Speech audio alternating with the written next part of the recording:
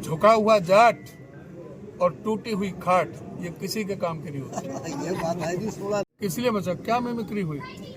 Mimicry में मतलब उनका वो कहने लगे उपराष्ट्रपति महोदय कि मैं किसान का बेटा हूँ, जाट का बेटा हूँ। अरे भाई, उपराष्ट्रपति बहुत बड़ा संवैधानिक पद है जो प्रधानमंत्री से भी बड़ा है प्रोटोकॉल में। वो किसी जाति से बंधा हुआ नहीं है। अगर जाति से सोच रहे हैं तो उस दिन सोचना चाहिए था जब किसान 750 किसान जो संघर्ष कर रहे थे 13 महीने तक, उनको अपने प्राणों से हाथ धोने पड़े, बलिदान देना पड़ा था।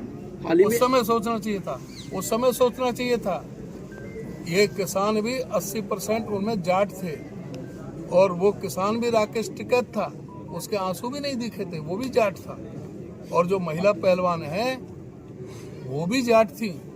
और आपको पता है जब साक्षी मलिक अभी जब प्रेस कॉन्फ्रेंस कर रही थी तो हमारी आंखों में भी आंसू आ गए थे।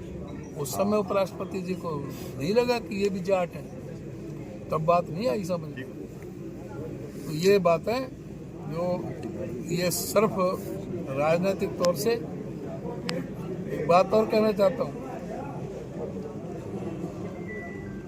झुका हुआ जाट और टूटी हुई खाट ये किसी के काम की नहीं होती। ये बात है जी 16। अच्छा प्रधान जी, अभी हाल ही में आंकड़े आए, दिल्ली के बाद हरियाणा दूसरा नंबर रहा आपराधिक मामलों में, और साथ में जो कुचाना प्रिंसिपल का मामला वो विधानसभा में भी गूंजा।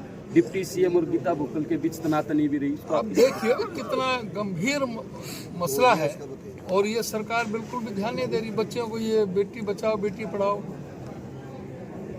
ये इस तरह के जो नारे खाली नारे देने के लिए हैं। जमीन पर क्या हो रहा है? आज जो सामाजिक सुरक्षा सूचकांक जो है इनका एनसीआरबी का जो इंडेक्स है उसमें हरियाणा को सबसे महिलाओं के संदर्भ में सबसे असुरक्षित प्रदेश बताया गया है। आज प्रतिदिन 5 महिलाओं के साथ बलात्कार इस प्रदेश में हो रहे हैं आंकड़ों के मुताबिक।